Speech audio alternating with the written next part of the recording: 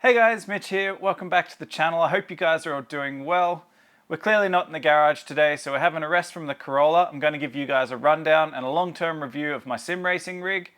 All the good, the bad, the ugly, the things I'm changing in the very near future. Let's get to it. Let's jump straight into this. The gear I've currently got on the rig, I've got my Logitech G29 wheel, pedals and shifter set. I've got my Next Level Racing GT Extreme stand or cockpit, whatever you want to call it. Currently not running the seat that came on that. I've got my Sparco QRTR on Sparco rails, which is actually out of the Corolla. But since the Corolla's not being driven at the moment because it's out of action, I figured I'd put it in here because it was a little bit more comfortable and kind of just gave it a bit more of a realistic feel. Alrighty guys, first cab off the rank. We've got the trusty old Logitech G29. I've had this wheel for about 4 years now. I got the pedals and the shifter all in one set. I think it cost me about 600 bucks back then. So it's not super expensive, but I mean, these aren't aimed at top level. It's more of an entry level racing rig, which is exactly what I bought it for. Overall, it's held up pretty well.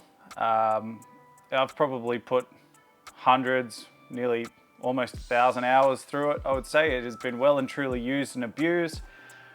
I've moved it around the country twice and it's still in relatively decent condition. Like, it's got some wear and tear, one of the little buttons snapped off. The blue coating on this little metal bit up the top here came off almost instantly. So there's a few little finish bits that I wasn't super stoked about, but I mean, it didn't affect the way the thing worked.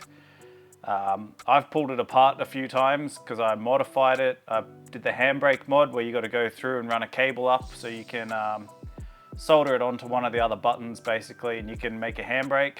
It wasn't the nicest looking thing. It was kind of janky, but it worked. Did the job. I just kept breaking buttons on the actual handbrake mechanism itself. So there is a few little bits that might have come as a result of that. It's a little bit looser than it would have been from the factory. Maybe I just didn't put it back together properly, but I mean, it still functions perfectly fine. All the buttons still work, all the dials and toggles still work, the gear shifter still works fine. The only real issue I've had with the Logitech thing since I bought it would have been maybe about a month ago. I think the sensors in the pedals must have got dirty or just a little bit of crap or something down in there that kind of blocked it all up to the point where I was getting like a weird feathering on the brake. So it would just be braking all the time where you weren't thinking about it. And it was literally like an overnight thing. It sort of, I raced on it the night before. Perfectly fine, didn't have any issues, and then the next day I turned it on, started to race again, and it was quite weird. It was just like the brake was permanently on. You could see it on the replay and like on the little indicator in the game. It was just like constantly flickering on the brake. So I pulled the pedals apart, gave it all a good clean out, cleaned all the terminals and the connections, put it back together, and it's worked perfectly fine ever since. So in 4 years, it's the only issue I've ever had. Can't really complain.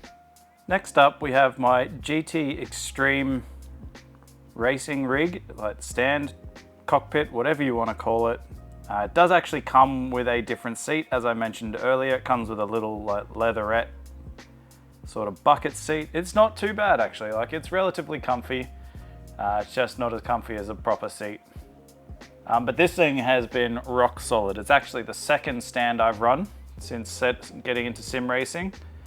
The first one I had was like a baby, just sort of wheel stand, not actually a cockpit like this one.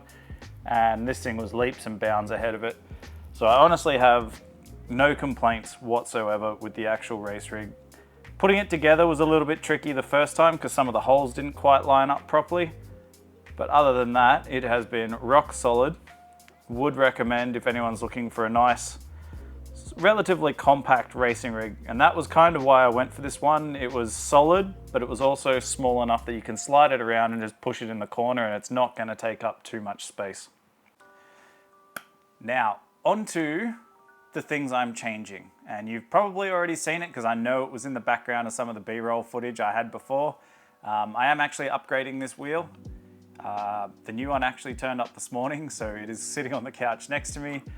We're sticking in the Logitech ecosystem. I was looking into the Fanatec stuff, but in Australia it's near impossible to get. I've been looking since about May this year. It's now end of November, and there has been zero stock at all. No updates, which kind of, like, I don't care if you have to wait for something, like, it's generally worth the wait, but the fact there weren't updates, there were no stock updates, there were no Facebook posts, Instagram posts, anything posting going, hey, we've got stock coming, get ready, or we'll have stock in time for Christmas. There was none of that. So it kind of swayed my vote, and the Logitech one happened to come out at the time where I was getting sick of waiting. So it turns out it's going to be a better choice, I think. Purely from a perspective of it's going to be easier supported, the customer service should be a bit better. It's a much bigger company that's sort of got retailers all over the place, so I don't think there's going to be any of the similar issues people with the Fanatec stuff are running into at the moment. I'm not saying Fanatec stuff is bad. As I said, I was trying to get one for a very long time.